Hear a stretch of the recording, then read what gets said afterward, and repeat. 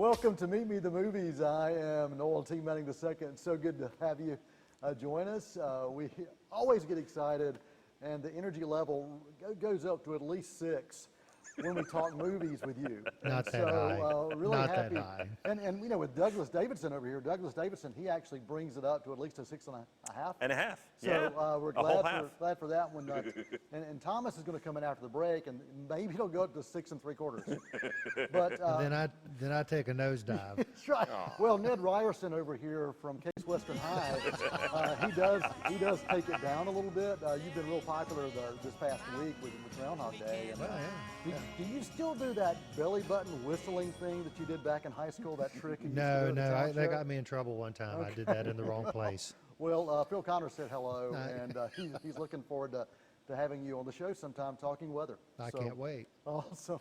Greg Tillman over there beside whatever camera that happens to be, camera 1, I think, and we are glad to have Douglas back. Back in the studio control, we've got, oh man, it's like a party back there. Have an audience. You got Lane and Tanner, and there's Thomas. Thomas is going over his notes. And there's Tim on the Tim camera with Elvis Gnomesley, our studio mascot. So. Yeah, someone asked me the other day, what's that gnome doing? It's a long story. You don't want to know. Hanging out. Yeah. Well, we are going to be talking movies today. We've got a lot to talk about to try to cram in. It is Oscar time. It's the end of awards season. Things are wrapping up. We're not going to spend the whole show doing Oscars. But we do want to talk about, during the course of the show, Oscar standouts. One standout film or nominee, and it could be anything relating to Oscars that stand out for you for the year. So, Douglas, we'll kind of start with you and let you tell us why. This was a hard choice when you say to pick an Oscar nominee that stands out. It's really like picking your favorite child. But strangely, that's not that hard to do. Well, I mean, I only have the one, so it's really my easy. kids don't watch the show. I don't think. But for me, I had to go with Catherine. Catherine's my favorite child. Thomas, I haven't met her yet. I'd probably agree with you. You know, Thomas is in the other room listening to this. There he is. Sorry. Okay, Douglas, back to you. Oh, right. What were we talking about? Wow. Right, movies. But I have to go with Jojo Rabbit. Okay. I was surprised. That is how surprised I was by how hard Jojo Rabbit hit me. Yeah. I'm familiar with Taika's work, Taika Waititi, the director who adapted the book, to tell this story. It is breathtaking. Yeah. And it hit me like a sledgehammer by the end of it, which was incredibly surprising. I knew that it was going to be satirical in nature. I knew that it was going to approach the Holocaust topic in a unique way, because it was looking at it from a child's perspective, which is often more sheltered, particularly coming from a Nazi German child, and looking at it from that propaganda angle. I was immediately taken in when he's using the German version of the Beatles, or a Beatles song sung in German, I should say, from the outset. But that moment when Jojo finds the butterfly is when this film solidified it to me. Jojo, just, and it's rewatchable. It's a solid film, and the writing is so well done. The production design, the acting. The young acting, oh wow. The kids, both kids who are in this film, solid film, well worth checking out if you get a chance. So I'm glad that was on your list. Awesome. Well, we're going to get to mine later on in the show because we've only got Douglas for the first half. So this is kind of a spotlight on Douglas. There is as it should be. As it should be. We don't need that. I have that Heavenly Choir music. We'll put that. I bring my own. That we just played a moment ago. Well, there's another film that you are going to review. It's a Sony classic film. Tim Roth, Clive Owen, Eddie Izzard, I think, in this movie as well. Very briefly, but you can't miss it. Let me hear about this movie called The Song of Names. It's amusing isn't the right word, but it's convenient to go from Jojo Rabbit to The Song of Names. The Song of Names is directed by Francois Girard, who did The Red Violin. It's another film that deals with the Holocaust, except what's also interesting about it is it takes another unique perspective. Where Jojo Rabbit is looking at it from a German child and dealing with the war, this one is actually about a young boy whose father brings him from Poland to London to study music. He is a prodigy with the violin. And the young man who plays him, Luke Doyle, is actually a prodigy violinist. He'd never acted before, but they needed someone who could convey that. And through this story, going sort of forwards and backwards in time in a similar manner to what Little Women did, Greta Gerwig's version, where it uses sort of memory to take us backwards and forwards. They do the same thing in the Song of Names.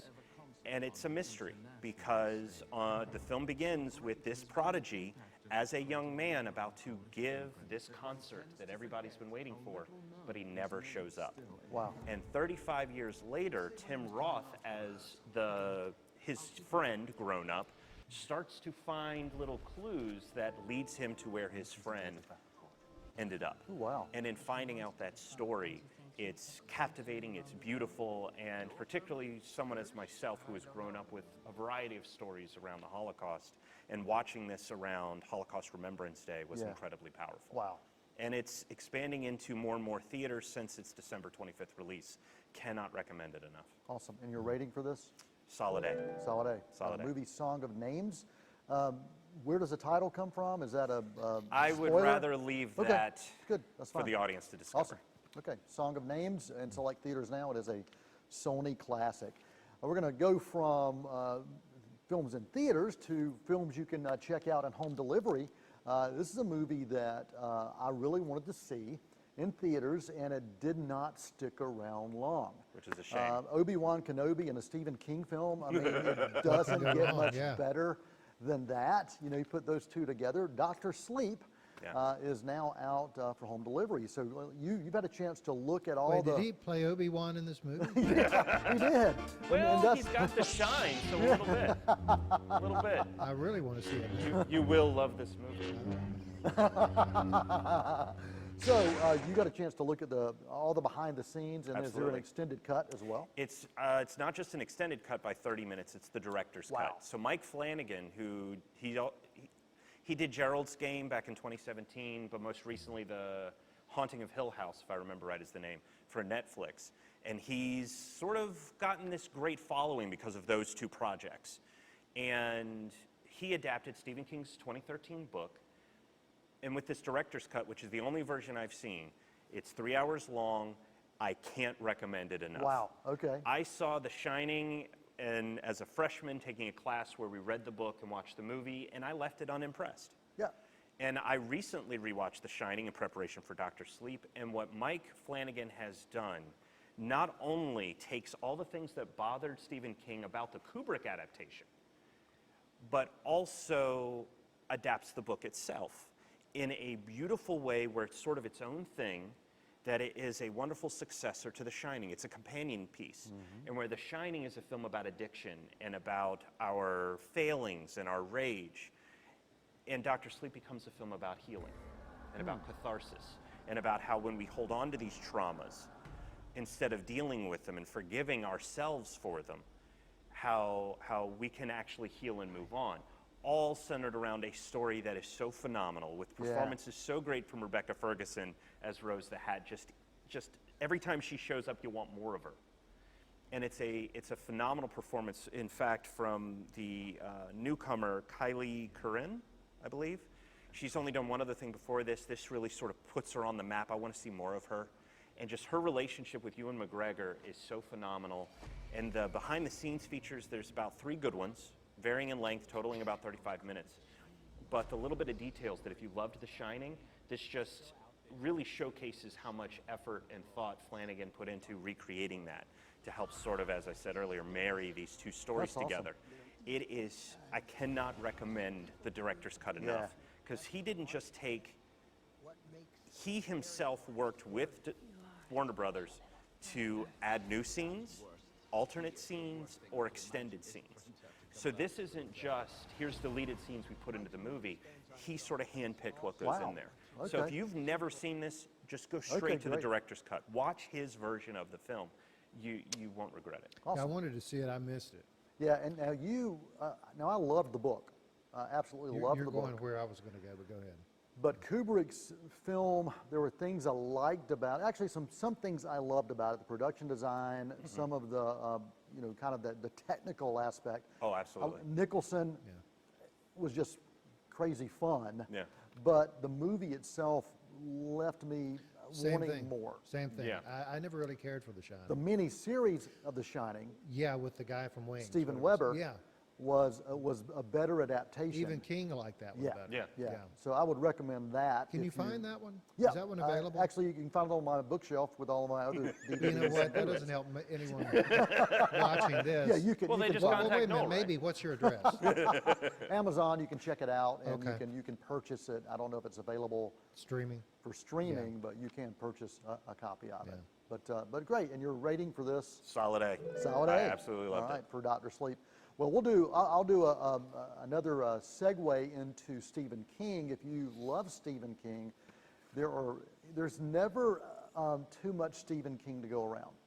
You can find it everywhere, and I'm talking about new stuff, which really amazes me what he has continued to be able to do. And if you like episodic television, you can find quite a bit of his stuff, including Castle Rock. There are 2 seasons of Castle Rock available through Hulu. And what I love about what has been created here, Stephen King didn't write Castle Rock, but he has given his permission and blessing for a couple of writers to pull together threads from so many other Stephen King stories, films, and written pieces to pull odd things happening within the town of Castle Rock.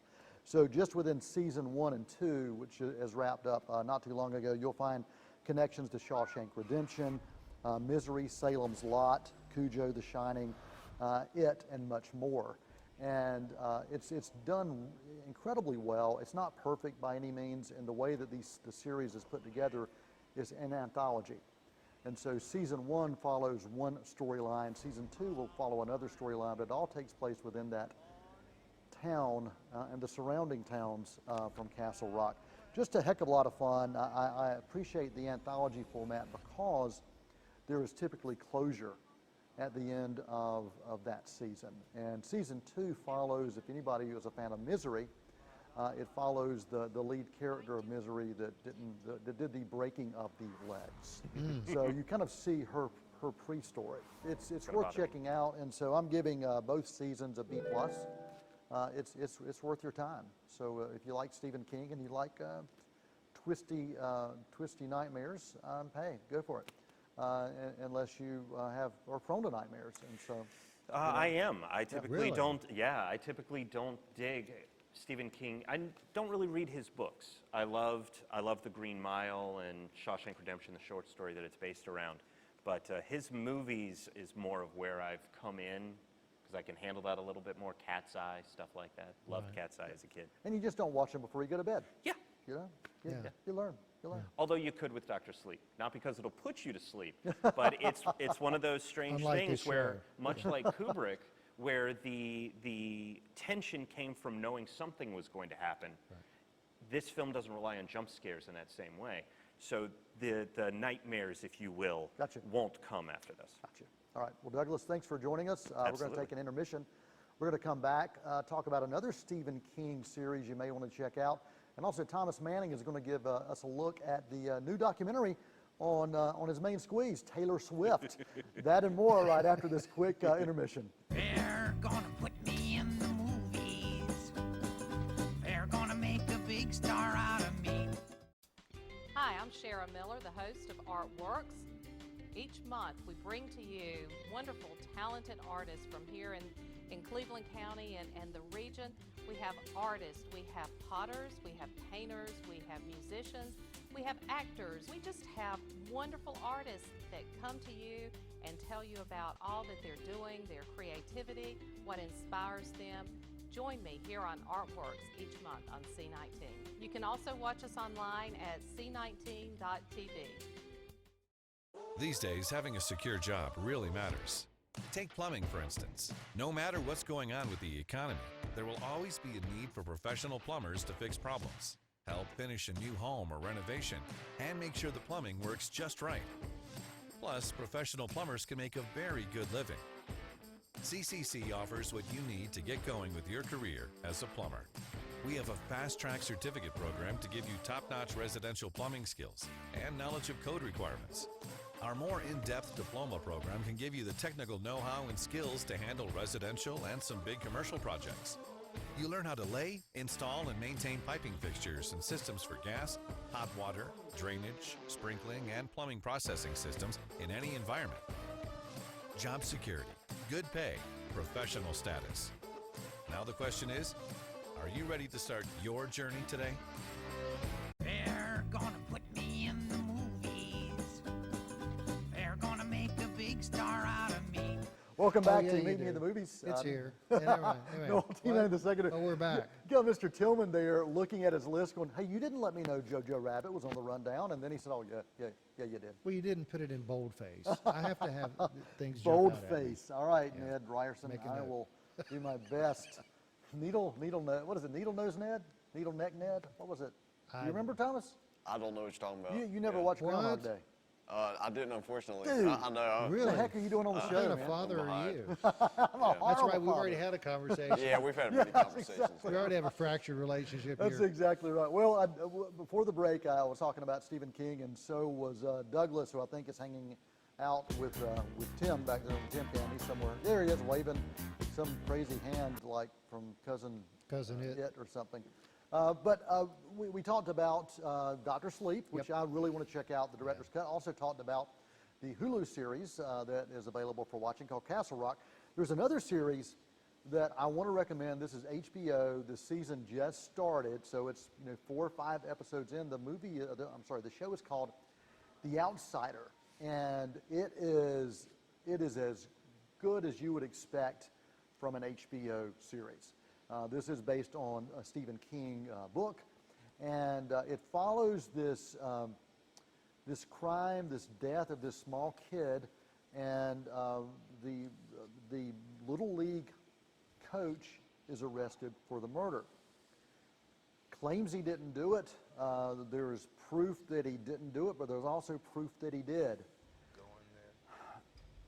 It takes these weird turns, and you all of a sudden you're going down this show that is a cross between Andy Griffith, an Andy Griffith nightmare, combined with things out of Fringe, combined with True Detective, and the way it is put together just draws you in. The cast is solid.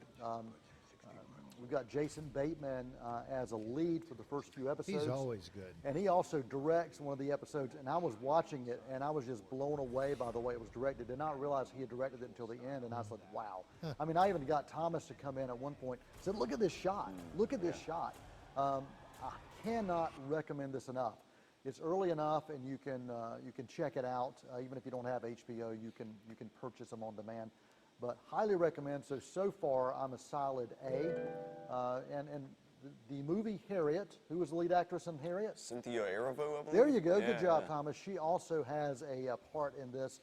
Thomas, recently, and this is a horrible segue, but recently Eddie Murphy got some awards. He got a Lifetime Achievement Award from the Critics' Choice. He also received from the African American Film Critics another Lifetime Achievement Award. You've had a chance to go back and start revisiting some work that's not Daddy Daycare. Oh, yeah. And which I love Daddy Daycare, by the way.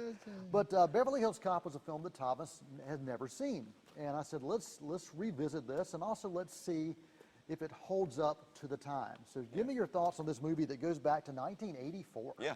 Oh, it definitely holds up. Eddie Murphy, it's really interesting to see him back. That was kind of in his younger days. I guess fresh off of Saturday Night Live at that point. And it's kind of a detective story, but in a different roundabout way because you know who done it. It's more of an open mystery? Is that the way you you know who categorize did it, but Yeah. you're trying to figure out, okay, how is this going to end? Kind of a clash of cultures, too, between Yeah. two cities, two departments. Yeah. Just the screenplay is just outstanding. The writing, the dialogue, the monologues that Eddie Murphy has. He just goes off. He just rambles, goes off on these crazy tangents, and you just can't take your eyes off of it. And he just carries such a charisma with him. His interactions with all the other colorful cast of characters. It was actually nominated for Best Original Screenplay in '84. And, they really put a lot of money into some of the practical effects, some of the car stunts. Even in the first 10 minutes, you're like, oh, wow, okay, I wonder how much money they spent destroying this entire city block right here. And so it really holds up. I was really impressed going back and getting, seeing some of the foundations that he had laid. Yeah, and I haven't seen this in maybe a couple of decades. I haven't revisited I don't know if it. I've seen it since '84. And so to revisit it, now, I mean, we're talking, it's 84. I was really impressed with how well it's held up. He was probably in his early 20s. He was still on SNL Yeah, when he made yeah. that. And the movie really does capture the 80s because, you think about the 80s and so many of those films would use, instead of using composing as we typically think about film composers, now they would use music supervisors, and they would get soundtracks to be able to sell. Oh, yeah, it was a huge soundtrack. Yeah, and to sell the soundtracks because they were pop music on and bringing them up on MTV and all of that stuff, and it really worked. There was Axel Foley's theme that was constant. Harold Faltermeyer, I think, is who did that. Yeah, I and think that you're right. theme was consistent every time you'd see Eddie on screen. But it wasn't about the composing. It was really about how those songs kind of set the stage. And it's still a solid film. And It's the influence of MTV. it really is. And I still enjoyed it. I found myself laughing again, even though I knew those jokes were coming. Is that the only early Eddie Murphy movie you've seen? You've seen Honestly, 48 yeah, Hours? I'm behind, but I need to watch. So we got a list. Coming to Trading Places. America is another one of those. Definitely Trading Trading Places, yeah. And also 48 And Hours. I'll say The Golden Child. A lot of people don't Oh, remember I love that one. that. That wasn't a big hit. Yeah, I think really it like came that. right after maybe Beverly Hills Yeah. Cop. And Yeah. kind of under the radar. A lot of people have forgotten that, but Tell- it's I a tell you pretty what, good film. we may do an Eddie Murphy themed That'd be fun. to go back and look at some The of best these. and the worst. Yeah, I think that's There's a that's lot of good, both. Yeah, Pluto Nash would be on my best. Yeah, Maybe. really? No. No. So thanks, Thomas. Appreciate you sharing yeah, that. There's also a new documentary that Netflix just dropped. Taylor Swift. You and Taylor go way back. You've been you Well, guys she have been dated Freddie friends. Highmore at one time, didn't Yes, she did date Freddie Highmore, and so Yeah, that's true. you is that a dog barking? I heard that. I was wondering the same thing, but Well, let's get your goodness. thoughts Yeah, on this Taylor Swift documentary. yeah. So it's called. We do have these wild dogs in here. I apologize. We're working on it. Well, it's a Netflix original. It's titled Miss Americana. She's got a new track on her new album called Miss Americana, directed by Lana Wilson. And it really gives some valuable insight into many facets of her life. You see some behind-the-scenes music production. It's really interesting to see her just kind of in her element, hanging out like sweatpants, eating burritos, and then making new music. And just, it felt really just real and authentic. Yeah. And hanging out with her producers behind the scenes. There were, you kind of saw some flashbacks, some old home videos and stock footage of her from like 13, 14, 15 years old, and making her way up in the music industry, performing at like little local bars and taverns, and then just seeing her climb the ladder, basically. You got to see, there was just so much about it that they provided a glimpse in. You saw how passionate she's become with using her influence to influence political and social matters in the United States, because she's, 30 years old now, and she's gained such a following over the years that her words matter, and she has a lot of passion and a lot of heart for a lot of issues in the United States. I've been amazed when you think about what she's been able to do, Yeah. Greg. I mean, you're Oh, a yeah. musician, Yeah. and I never would have guessed when she was a country artist Yeah. Right. that we would be able to see her transcend not just that genre, but break through and be a pioneer in a Yeah. lot of ways. Yeah. As of what, she hit it, 17 or something Yeah. like that? Yeah, And she you was- could tell then she was the real deal. Yeah. I mean, the songs were quality. She was And she wrote definitely a them. Rides them performer. all, yeah. Yeah, she was there, and I would have never guessed though, like I think you were saying that she would evolve the way she has. She's grown every step with every album. I think it's interesting. We've seen crossover artists bounce back and forth Yeah. between charts, between genres. That's nothing new. But the way she's been able to do it and command it, and then have people in those particular genres look up to her. Yeah, she's Yeah. not losing fans. She's No, just building she's gaining them. Yeah. They're It's following amazing. her. So other key thoughts from the documentary that you think are worthy of sharing? The way the montages were edited together really impressed me. There was just one in particular that stands out. You see her hanging out and just kind of talking about this is the music video she wants to create. We're going to have this happening and this happening and this happening. And as she's saying those, then you get to see little behind-the-scenes snippets of each and everything she says becoming reality while they're making the music video. And just you had a lot of those montages throughout the entire piece that really impressed me. And just you saw that she's been through a lot. She's had a lot of struggles in the spotlight from that young of an age. Yeah. And growing up in that, it hasn't been easy for her. Right. But to see where she is now, it's really uplifting and empowering. Yeah, she's overcome quite a bit. Yeah. Sorry, losing my Got a little voice. choked up. What is your rating for this? I'd give it a solid A-. Certain parts of it seemed to bounce back and Okay. forth. I couldn't quite decide which part of her life it wanted to discuss, but overall, I would say it's balanced enough and just really valuable insight. A-. And Oscar standout, what's the one Oscar standout you have for You the need year? some water. And why? I've got some water here. You got 40 seconds to share this thought. Oh yeah, I got Little Women. You know, Greta Gerwig wrote and directed it. It's got 6 Oscar nominations, including adapted screenplay and Best Picture. I think Greta Gerwig should have been nominated for Best Director. Okay. Just such an incredible ensemble cast. Saoirse Ronan, Florence Pugh. Yeah. The list goes on and on. Those 2 were Oscar nominated as well.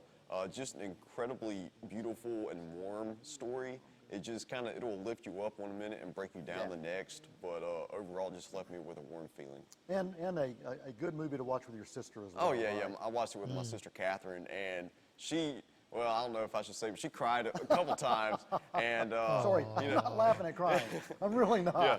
To see how many times, to see how much it moved You're a her, cold, kind of cold moved man. me in a way as well. Yeah, So, yeah. And Florence Pugh, what a year for Yeah. her. You know, Fighting with My Family, which is now just dropped for Hulu viewers as well, and Midsummer.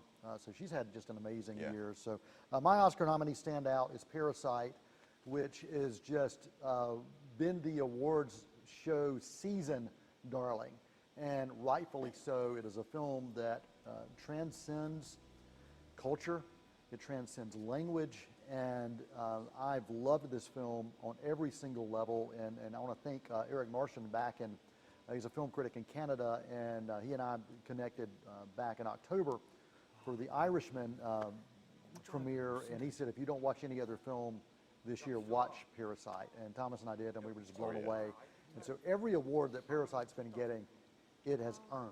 And so I cannot recommend that enough. Do you have any Oscar nominee standouts that are a movie that Now just, you ask. Yeah, and it can be a cinematography. Once it can be upon a anything. time in Hollywood. Okay. There's just nothing wrong with that. Yeah, Yeah. absolutely. Well, thanks for joining us. Really appreciate everyone who's taken the time to spend with us today. I do have a movie quote as we like to have to wrap things up. And this does come from Fighting with My Family. This comes from Page Knight. You know, it belongs to everyone who, this show, this life, it belongs to everyone who has ever felt like they were a freak from Norwich. The oddballs, the outsiders, the ones who don't belong. Thanks so much to Tim back there on the Tim Cam and our interns, Tanner and Lane. Tanner's back there not paying attention. But there you go. And Just Douglas, like in class. appreciate Douglas as well. And Thomas, thank you for joining us. Greg Tillman, thank you as always. Appreciate the show. Appreciate our listeners and our viewers. So send us that email, info@c19.tv, and we'll read it on the air if it's not too bad. Until next time, that's a wrap. Happy trails to you till we meet